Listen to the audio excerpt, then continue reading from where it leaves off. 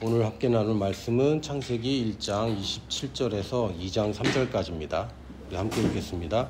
하나님이 자기 형상 곧 하나님의 형상대로 사람을 창조하시되 남자와 여자를 창조하시고 하나님이 그들에게 복을 주시며 하나님이 그들에게 이르시되 생육하고 번성하여 땅에 충만하라. 땅을 정복하라.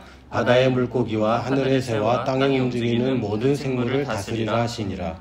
하나님이 이르시되 내가 온 지면에 씨 맺는 모든 채소와 씨 가진 열매 맺는 모든 나무를 너희에게 주노니 너희의 먹을 거리가 되리라. 또 땅의 모든 짐승과 하늘의 모든 새와 생명이 있어 땅에 기는 모든 것에게는 내가 모든 푸른 풀을 먹을 거리로 주노라 하시니 그대로 되니라. 하나님이 지으신 그 모든 것을 보시기에 심히 좋았더라. 저녁이 되고 아침이 되니 이는 여섯째 날이니라. 천지와 만물이 다 이루어지니라. 하나님이 그가 하시던 일을 일곱째 날에 마치시니 그가 하시던 모든 일을 그치고 일곱째 날에 안식하시니라. 하나님이 그 일곱째 날을 복되게 하사 거룩하게 하셨으니 이는 하나님이 그 창조하시며 만드시던 모든 일을 마치시고 그날에 안식하셨음이니라. 아멘. 지난주에 제가 자유이용권 얘기를 잠깐 했습니다. 그래서 우리가 소유하는 것은 잘못된 개념이고 우리가 자유롭게 누리는 것, 그것이 진정한 부유함이다 라고 말씀을 드렸고요. 오늘은 거기를 조금 더 발전시키려고 합니다. 일단 자유이용권 하면 생각나는 거는 에버랜드더라고요. 에버랜드 가보셨나요? 네. 에버랜드 가보셨을 텐데 에버랜드 제가 뜻을 찾아봤어요. 그랬더니 그 의미 자체가 에버는 시간을 의미하고 랜드는 그 공간을 의미하고 거기에 인간이 모여서 재밌게 논다. 그래서 시간과 공간과 인간, 삼간을 모토로 해서 지었다고 써 있더라고요. 잘 지었다, 잘 지었긴 잘 지었다. 우리가 결국에는 시간과 공간 그리고 인간 정확합니다. 근데 에버랜드 가보면 거기 있는 대부분의 사람들은 그 에버랜드를 가지고 있는 것은 아닌데 일정한 비용을 지불하고 그걸 자유롭게 다 이용합니다.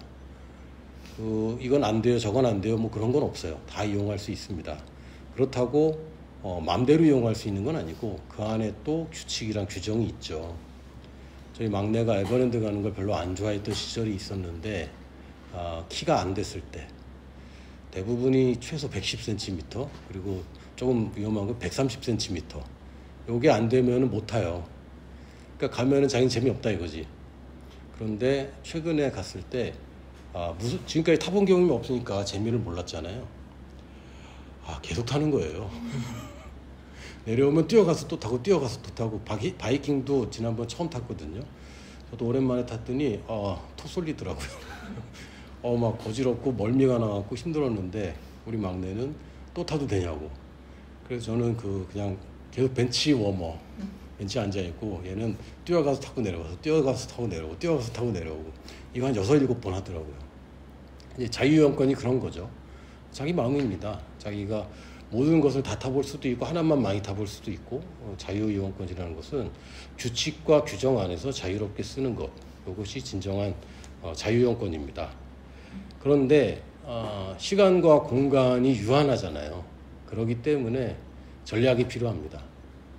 제가 한국에서 오랜만에 에버랜드를 갔는데 앱으로 다 하더라고요. 앱으로 줄 서고 앱으로 예약 걸어놓고 몰라서 다니다가 줄 섰는데 보니까 안 된대. 예약을 해야지만 된다고 그러고 그걸 몰랐어요. 그리고 동선을 잘 짜야 됩니다. 여기서 제이냐 아니냐 이런 걸로 또 나누기도 하는데 그냥 가서 마음 내키는 대로 갔다가는 정말 온전한 삶을, 온전한 재미를 누리기 힘듭니다. 우리 인생도 마찬가지예요. 전략이 필요하고 규칙을 준수해야 되고 정해져 있는 시간과 공간 속에서 인간들 틈 속에서 우리가 살아갑니다.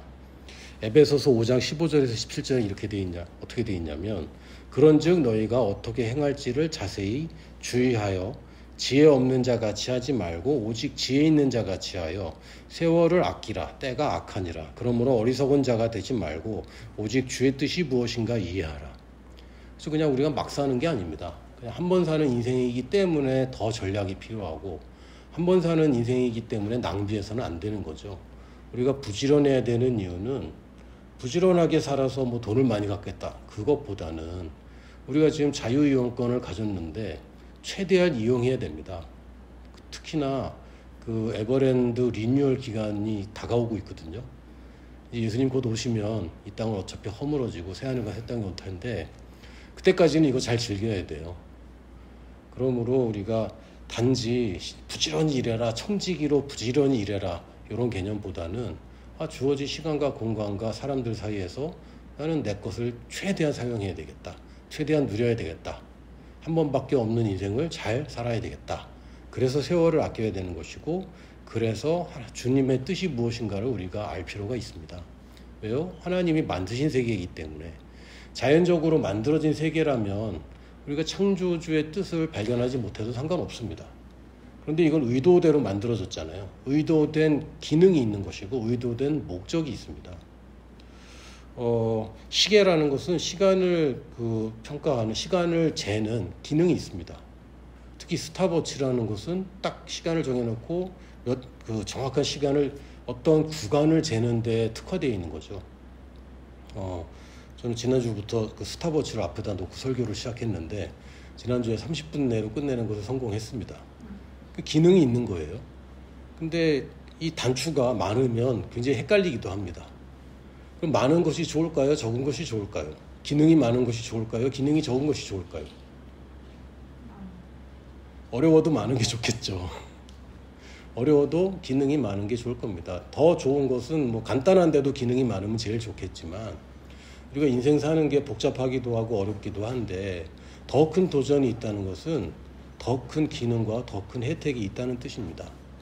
지난주에는 주로 그 재정에 대해서 청지기에 관해서 말씀을 많이 드렸는데 사실 청지기라는 것은 반쪽짜리입니다. 우리가 재정에 대해서는 청지기 얘기를 많이 하는데 사실 청지기라는 것은 내 것이 아니라는 개념을 가르쳐주기 위해서 예수님이 비유하신 비유이고 지금도 현대 기독교에서는 청지기에 대한 개념을 굉장히 많이 얘기합니다. 근데 이게 잘못 가면은 청지기일 뿐이고 우리는 청빈한 삶을 살아야 돼. 어차피 내 건 하나도 없어. 우리는 주님의 종이야. 이렇게 가면 사실은 잘못된 겁니다. 우리의 아이덴티티 중에 일부가 청지기에 부합할 뿐이지 청지기가 온전히 우리의 그림은 아닙니다. 로마서 8장 16절에서 18절에 보면 성령이 친히 우리의 영과 더불어 우리가 하나님의 자녀인 것을 증언하시나니 자녀이면 또한 상속자 곧 하나님의 상속자요 그리스도와 함께한 상속자니 우리가 그와 함께 영광을 받기 위하여 고난도 함께 받아야 할 것이니라. 생각하건대 현재의 고난은 장차 우리에게 나타날 영광과 비교할 수 없도다. 우리 보고 뭐라고 해요? 자녀다. 여러분 뭐 대부분 교회에서 대부분의 사람들이 하나님을 아버지라고 부릅니다. 그럼 당연히 자녀라고 자기를 여기는 거겠죠. 나는 저분을 아버지라고 부르지만 자녀는 아니야. 이건 되게 이상한 거예요. 당연히 하나님의 자녀다. 그런데 성경에서는 자녀이면 또한 상속자다. 자녀인데 상속자가 되려면 뭘 해야 된다. 자격 조건이 하나도 없습니다. 그냥 자녀면 무조건 다 상속자야. 하나님을 아버지라고 부른다. 그 얘기는 상속자란 얘기네. 자녀면 그냥 아버지 집에 돌아간다. 이 얘기가 아니라 상속자네 라고 얘기를 합니다. 여러분이 에버랜드를 갔는데 사실은 에버랜드 주인의 상속자인 거예요. 범삼성가인데 에버랜드의 주인의 상속자로서 여러분이 에버랜드에 간 겁니다.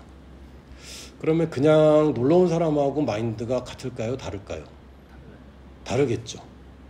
좀 고치고 싶겠죠. 개선시키고 싶을 거고 사람들의 표정을 살필 거고 여러분이 놀이기구를 똑같이 타더라도 재미만 있다고는 안 할 거예요. 그렇죠? 그러니까 이거 어떻게 보면 즐길 수가 없는 거죠. 더 이상. 즐길 수는 있는데 즐기기만 할 수는 없는 겁니다. 청지기는 즐기는 게 없어요. 에버랜드에 세 가지 사람이 있습니다. 고객. 이 사람들은 그냥 돈 내고 즐기는 겁니다. 그냥 이거를 그냥 우리가 소울이라고 영혼들이라고 생각합니다. 근데 그 직원들은요. 소울리스죠.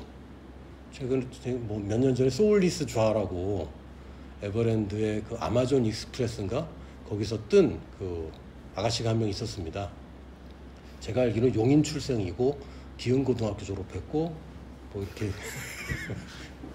이름이 김하나인가 그럴 거예요 아마. 하나인가 그런데 이분이 갑자기 빵 떴죠. 근데 안타깝게도 자력으로 뜬 건 아니고, 이분이 뜬 이유는 아마존 익스프레스에 가면은 거기 직원들이 고객들을 즐겁게 하기 위해서 즐거운 그 주의사항 이거를 아주 랩처럼 재밌게 만들어 놨고, 가끔 댄스도 합니다. 가보면 재밌어요. 뭐 호응도 있고 뭐 재밌기도 합니다. 근데 이분이 그 영혼이 없는 표정으로 웃으면서 이 랩을 해서 이게 소울리스 좌라고 굉장히 인기가 있었거든요. 사람들이 많이 공감했대요. 자기 직장 생활이 다 소울리스 좌와 같다. 고객들 앞에서는 방긋방긋 웃고 직장 상사 앞에서는 웃고 있지만 사실은 영혼이 없는 이런 거를 보고 이렇게 좋아했다고 그랬는데, 제가 이분이 결국 어떻게 됐나 한번 찾아봤더니 그 다음에 홍보부로 승진했죠. 어떻게 보면 뭐 잘 간 겁니다. 근데 계약직으로 갔어요. 계약이 끝나고 지금은 아마 직업이 없는 걸로, 유튜브를 하는 걸로 제가 파악을 했습니다. 직원들은 그 회사의 혜택을 봅니까? 봅니다. 회사를 뒤에 업고 일을 하죠. 그런데 그게 끝나면 사실 아무 의미가 없어요. 이걸 우리가 청지기적 마인드는 사실 직원 마인드인데, 내 것이 아니라는 건 맞습니다. 그런데 내 것이 아니기 때문에 영혼이 없어요. 그냥 소울리스로 삽니다. 근데 에버랜드의 상속자는요, 그 고객도 아니고 직원도 아니에요. 에버랜드의 차기 주인 또는 지분을 가진 자, 그냥 뭐 에버랜드 지분 뭐 한 주 뭐 이런 거 정도 가진 게 아니라 꽤 큰 지분을, 공동 지분을 가진 자, 이 사람들은 소울 위너입니다. 그러니까 우리가 에버랜드라는 공간에 사람들이 살고 있는데, 거기에 고객들은 즐기는 사람, 토하는 사람, 찡찡대는 사람, 별의별 사람들이 다 있어요. 이 영혼들이 있고, 영혼들을 섬긴다고 애쓰는 소울리스들이 있는데, 우리들은 소울리스가 아닙니다. 소울 위너죠. 우리는 어떻게 하면 고객을 더 만족시킬까를 궁리하고, 그래서 더 재밌는 삶들을 추구합니다. 단지 재밌는 삶 자체가 목적이 아니라 우리가 누리는 것이 또한 고객들에게 즐거움이 되고, 이 사람들이 에버랜드의 가치를 알기 위해서, 우리 이 창업주의 가치를 알게 하기 위해서 우리가 사는 것입니다. 청지기 마인드는 내 것이 아니다라는 개념으로서는 아주 훌륭한 개념인데, 그 일부분만을 얘기하는 거고요. 청지기 마인드는 주인 대신에 한다는 뜻입니다. 근데 상속자 마인드는 주인과 함께 한다는 뜻입니다. 상속자는 공동 상속자고요. 그리스도와 함께한 상속자라고 되어 있습니다. 그리스도를 대치하는 상속자가 아니라 그리스도와 함께하는 상속자입니다. 이건 개념이 굉장히 다릅니다. 우리는 단지 무책임하게 그냥 시키는 대로 일하고 순종하는 것. 지금 신약에 있어서는 순종과 믿음을 놓고 볼 때는 순종이 아니라 믿음의 시대입니다. 사실 구약 때도 사실 순종보다 믿음의 시대였는데, 믿음과 순종의 차이점은요, 순종은 그 대가가 없어요. 그냥 순종입니다. 믿음은 약속이 있습니다. 네가 이렇게 하면 뭘 해주겠다. 순종은 그냥 닥치고 해라. 이게 순종이고, 믿음은 결과를 보고 우리가 믿음으로 가는 것입니다. 아브라함은 믿음의 아버지입니까? 순종의 아버지입니까? 믿음의 아버지죠. 그러니까 순종의 아버지라고 그러지 않습니다. 아브라함이 순종했습니까? 했죠. 그러나 그걸 순종이라고 보지 않고 믿음이라고 부릅니다. 순종의 아버지는 누구라고? 고종. 그렇죠. 고종이죠. 이 배운 사람. 역시 우리 배운 사람은 달라. 뭐 제가 만든 게 아니라 제가 아는 분이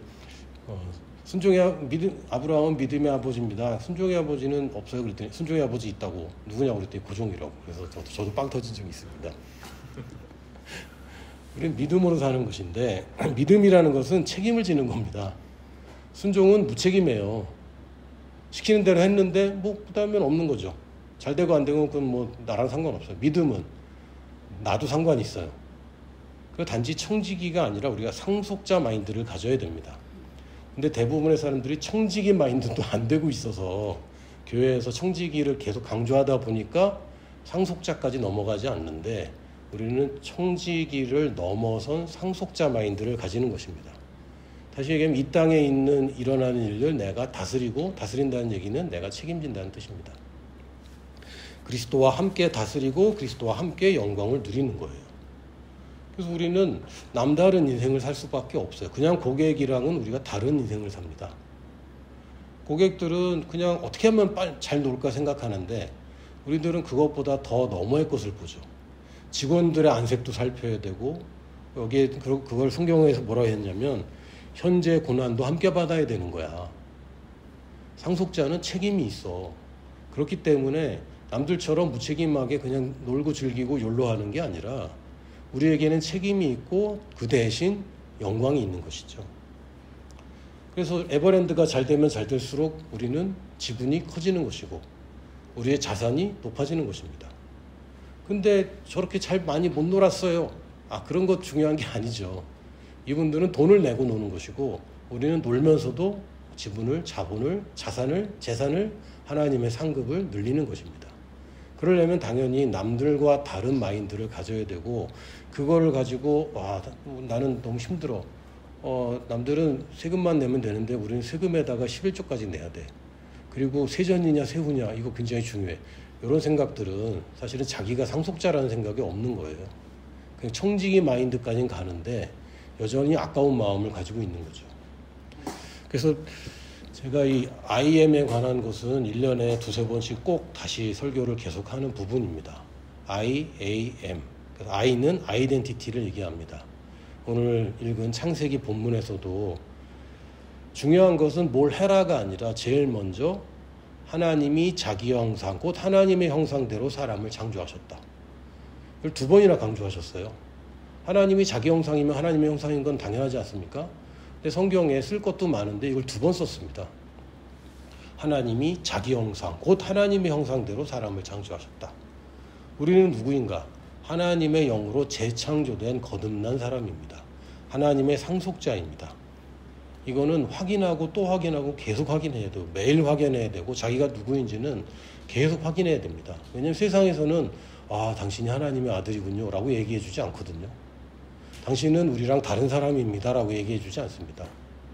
세상은 다른 것으로 계속 판단하고 나도 그 판단에 자꾸 젖어들기 때문에 이거는 계속 확인하고 또 확인해야 됩니다. 저도 큰 배를 타보거나 잠수함을 타본 적은 없는데 큰 배나 잠수함에는 꼭 뭐가 있냐? 배수 펌프가 있어요. 이게 뭐냐면 물을 빼내는 펌프입니다. 물이 계속 들어와. 틈이 생기고요. 이게 처음에 건조하자마자 물에 들어가는 순간 어디선가는 물이 들어오게 되어 있습니다. 안 들어올 방법이 없어요. 그래서 그걸 막느라고 애를 쓰는 것은 잘못된 개념인 거고 그거를 다스리면서 사는 거죠. 그래서 들어오는 물을 더 빨리 퍼내면 되는 거예요. 근데 그러려면 내가 누구인지를 계속 확인해야 돼요. 이 생각 자체를 없애려고, 욕심 자체를 없애려고 사람들이 수도원을 짓고 절을 지었습니다. 그리고 세상과 단절해서 자기를 거기 가뒀어요. 그래서 성공했느냐? 성공 못했죠. 그거 못 막거든요. 내가 살아있는 동안에 그런 욕심이나 혹은 두려움은 계속 틈타게 되어 있습니다. 그래서 우리는 어떻게 하느냐? 더 빨리 빼내는 겁니다. 물이 차오르는 것보다 더 빨리 배수하는 것. 이걸 가리켜서 우리가 매일 하나님의 말씀을 묵상한다라고 얘기하고 있고, 하나님의 말씀 중에서 하나님이 누구시고 내가 누구인지를 묵상한 것, 이것은 늘 확인해야 되는 것입니다. 그 다음에 어노인팅. 성경에 보면 하나님이 뭔가를 명령하기 전에는 늘 복을 먼저 주셨습니다. 종교는 거꾸로입니다. 너 뭘 해? 그럼 내가 복 주고 너는 구원받아. 성경에는 하나님이 누구시고 우리가 누구인지에 대한 얘기가 많이 있고, 또 하나님이 복 주시고 우리가 복 받는 얘기도 많이 있고, 하나님이 명령하고 그것을 지킨 사람들, 안 듣는 사람들 얘기가 굉장히 많이 있는데, 사실은 이 미션 부분이 사실은 더 많죠. 양으로 보면. 그러다 보니까 착각하는 게 해라 하지 마라를 성경에서 자꾸 찾아봅니다. 그런데 정확한 것은 하나님이 누구시고 내가 누구인가, 하나님이 내게 무엇을 주셨길래 내가 지금 무엇을 가지고 있는가, 그래서 하나님이 뭘 원하시고 나도 그것을 하면서 살아가는가, 순서는 정확히 하게 해야 됩니다. 종교는 거꾸로예요. 너 이거 해, 하지마, 하지마. 그러면 하나님한테 복 받아, 못 받아, 벌 받아, 안 받아. 그러고 나서 잘하면 구원 받아. 이게 종교적인 발상입니다. 성경은 거꾸로 그 순서를 정확하게 합니다. 10계명조차도 제1계명 너는 나 외에 다른 신을 내게 두지 말라. 그 전에 하나님이 누구시고 그 이스라엘 백성이 누구인지를 먼저 얘기합니다. 내가 누구야? 너는 누구야? 너는 노예가 아니지. 내가 이집트에서 너를 이끌어낸 하나님 아니냐? 그거 먼저 얘기합니다. 하나님이 홍해를 가르고 무엇을 해주셨는지를 먼저 얘기합니다. 그러고 나서 너 나 외에 다른 신을 두지 마. 그럼 그게 어려운 게 아닌 게 되는 거죠. 근데 그게 없는 상태에서 하나님 말고 다른 신을 두지 말라. 그럼 계속 싸우고 힘들고 고통받는데 사실 이룰 수는 없어요. 이 순서를 우리가 늘 명심하고 있어야 됩니다. 저는 이 축복이라는 단어보다는 어노인팅이라는 단어를 좀 더 좋아했는데, 왜냐하면 IAM이 아니라 여기 어노인팅에다가 블레싱을 쓰면 IBM이 돼서 어떤 특정 업체를 지칭하게 되는데, 나중에 제가 유명해지고 설교가 유명해지면 IBM에서 저한테 그 상표권을 주장할 수 있거든요. 그래서 농담이고 왜냐하면 블레싱은 사람들은 그냥 자기가 받는 건 줄 아는데요. 어노인팅 개념은 나한테 기름 부어서 나로 하여금 하나님의 일을 잘하도록 해주는 겁니다. 그래서 우리가 카리스마라고 하는 것은 은혜의 도구이고, 은사라고 하는 것은 다른 사람들을 잘 섬길 수 있게 해주는 우리에게 주신 축복인데, 이걸 자기 건 줄 알고 착각하면 이거 곤란해지는 것이죠. 그래서 하나님께서는 어노인팅, 제가 그냥 썼습니다. 어노인팅은 커스터머, 고객들을 향한 축복이다. 왜 이렇게 썼냐면 ABC 맞춰보려고.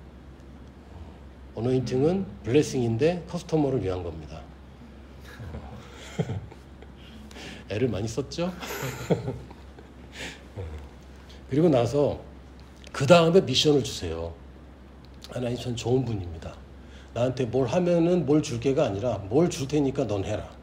아브라함을 부르실 때도 야 너한테 더 좋은 땅을 줄게. 자녀도 주고 너를 축복할 거야. 그러니까 가라라는 것이고, 그 말을 믿고 아브라함이 떠났다고 되어 있습니다.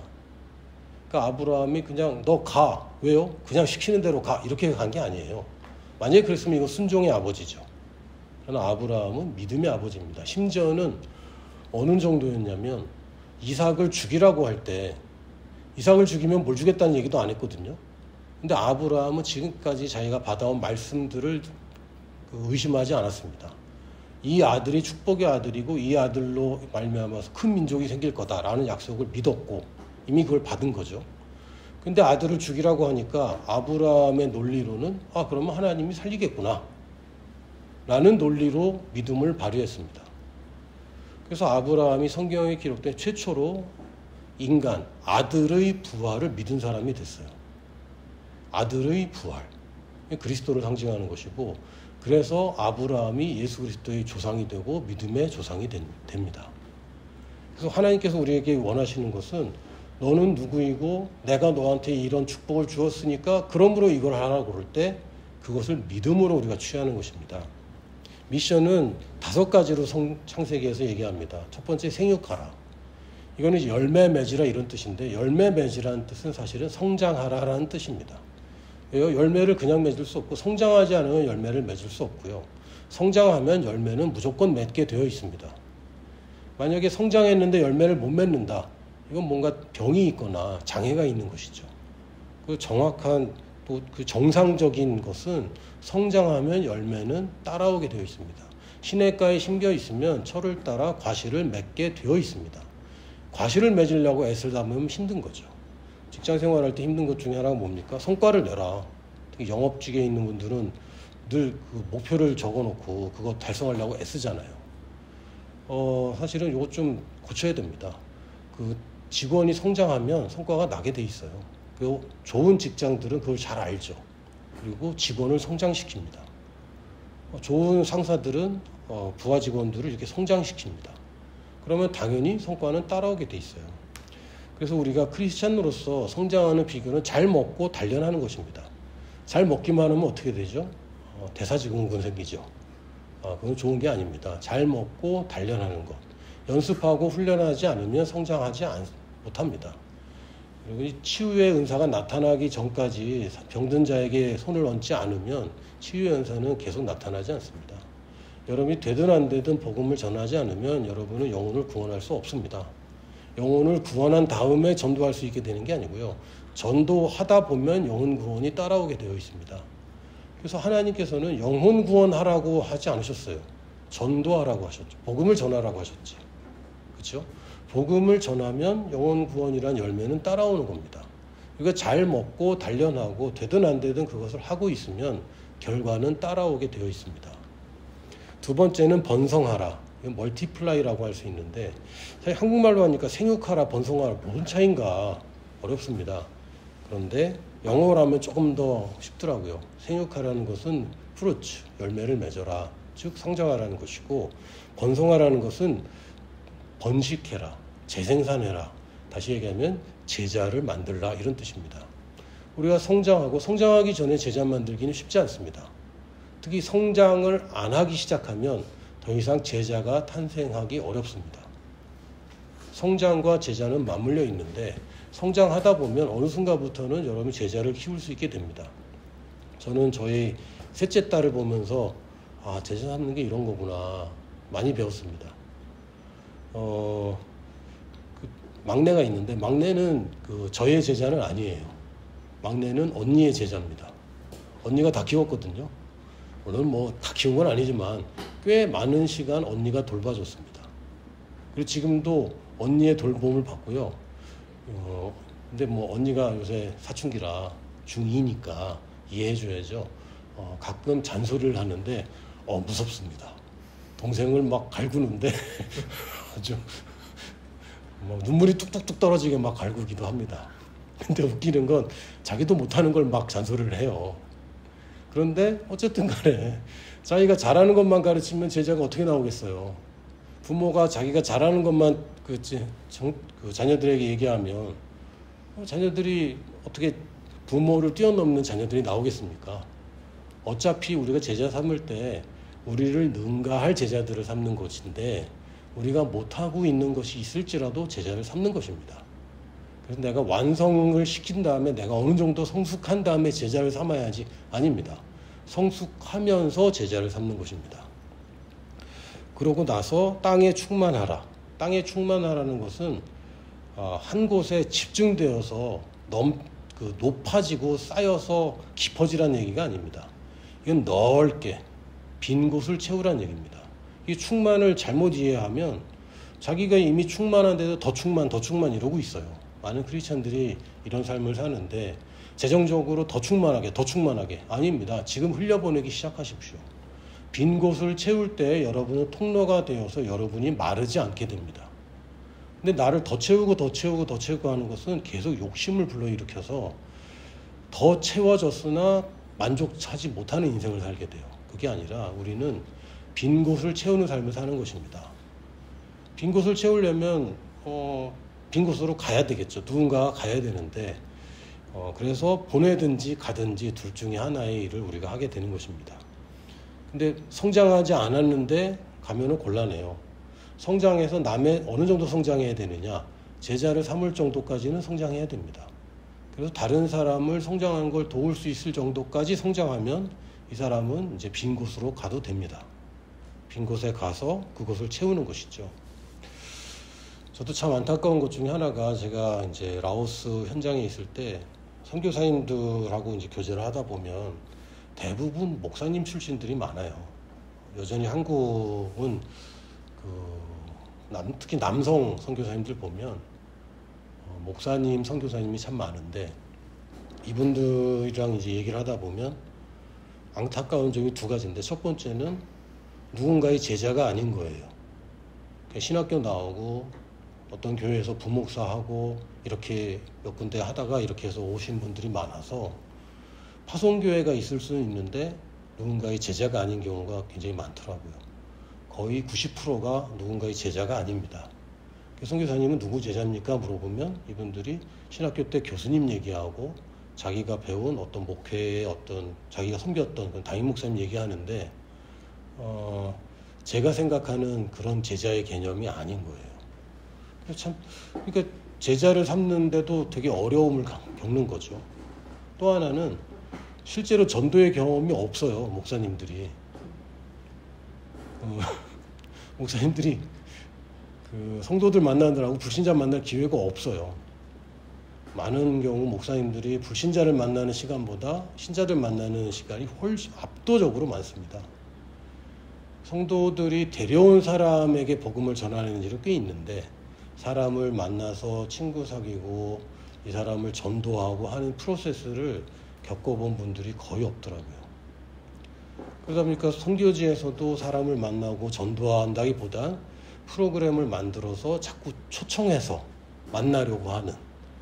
근데 초청하려면 뭔가를 제공해야 되고 뭔가를 제공하는 순간부터 제자는 키우기 힘듭니다. 예수님이 제자들 처음에 뽑을 때 뭘 줄 테니까 따라와라 아무 얘기 없잖아요. 야 버리고 와라 라고 얘기했지 이거 줄게 와라 라는 이런 식이 아니거든요. 근데 선교지에서 대부분이 시작할 때 뭘 줄 테니까 오세요 라고 하면 제작감들과 제작감이 아닌 사람들과 섞여 혼재된 사람들이 오고 그래서 구별이 안 됩니다. 방금 31분이 됐네요. 그래서 이 땅에 충만하라. 여러분들이 성장하다가 제자를 삼기 시작하면 여러분들이 그 다음부터는 빈 곳을 찾게 되어 있고요. 사실은 제자를 삼을 때 여러분이 갈 수 있는 곳에서 빈 곳을 찾게 되어 있습니다. 거기서 빈 곳을 차지하다 보면 거기에 복음 전할 사람들이 있고 거기서 제자들이 나오게 됩니다. 그럼 여러분이 빈 곳을 가서 뭐 하느냐? 정복하는 것이죠. 도전하는 것을 얘기하는 것이고 정복하는 것이 우리의 인생이지 수비하는 것 이것은 하나님의 부르심이 아닙니다. 방어하는 것 질질 않을 수 있지만 이기지도 못해요. 이건 하나님은 정복하라고 우리를 부르셨습니다. 그리고 정복자보다 더한 사람이라고 우리를 칭하십니다. 그럼 우리는 정복하는 것, 도전하는 것 그냥 이것이 인생이구나. 그걸 두려워할 게 아니라 아니 원래 이렇게 만드셨어. 도전하라고 만드셨어. 라고 우리는 하나님의 미션을 이해합니다. 그리고 나면 거기서 다스리는 경지로 가게 됩니다. 다스린다는 것은 거기를 책임진다는 얘기입니다. 다스리는 사람에게 권세를 줍니다. 그리고 그 사람 말을 들어야 됩니다. 왜요? 그 사람이 책임질 것이기 때문에. 이 5가지를 이루어가는 것, 이게 우리의 미션입니다. 그리고 현대 선교에서도 이 5가지가 정확하게 이루어지는 거예요. 그럼 그 지역을 다스릴 때 거기서 또 생육하고 번성하고 또 땅에 충만하라고 누구를 보내서 정복하고 거기를 다스리고 거기서 또 생육하고 번성하고 이것이 원래 타락하기 전 아담에게 주신 미션인 것이고 이제는 우리가 예수님의 후예가 되어서 우리에게 남아있는 미션도 이 5가지입니다. 여러분들이 전임 선교사가 되든 아니면 파트타임이 되든 모든 어떤 인생이든 간에 이 5가지의 카테고리를 수행하는데 가장 유리하고 가장 잘할 수 있는 것을 우리가 택하는 겁니다. 그것이 어떤 직장인일 수도 있고 어떤 사업가일 수도 있고 어떻게 보면 가정주부일 수도 있습니다. 어떻게 보면 전임사역자가 될 수도 있고요. 해외로 갈 수도 있고 국내에 남을 수도 있습니다. 그러나 이 5가지 미션을 우리가 충분하게 내가 어떤 것에 제일 잘하고 또는 내가 잘 못하더라도 어디에 가장 큰 가치가 있는가 이걸 잘 살펴봐야 되는 거죠. 여러분이 지금까지 대학 다니면서 공부할 때 잘하는 것만 공부하는 거 아니잖아요. 세상에서 필요한 걸 공부하는 것처럼 여러분이 잘하는 것만 내가 좋아하는 것만으로 가는 게 아닙니다. 왜요? 성경은 분명히 얘기합니다. 영광을 받기 위하여 고난도 함께 받아야 돼. 네가 치러야 될 것들이 있어. 왜? 네가 상속자기 때문에. 상속자기 때문에 치러야 될 게 있는 겁니다. 그냥 단지 자유이용권 가지고 노는 인생이 아니고 또 소울리스로 그냥 죽어라고 일만 하는 청지기가 아니라 우리는 상속자들입니다. 여러분이 하는 일들이 결코 보상받지 못할 일은 하나도 없습니다. 냉수 한 그릇까지도 하나님이 카운트하고 계시고 그것을 결코 잃지 않는다고 분명하게 약속하셨습니다. 그러니까 우리는 자유이용권을 가지고 있는데 에버랜드의 자유이용권을 가지고 있는데 상속자로서 살고 있는 거구나 라고 여러분 다짐하는 시간 되시기를 예수님 이름으로 축복합니다.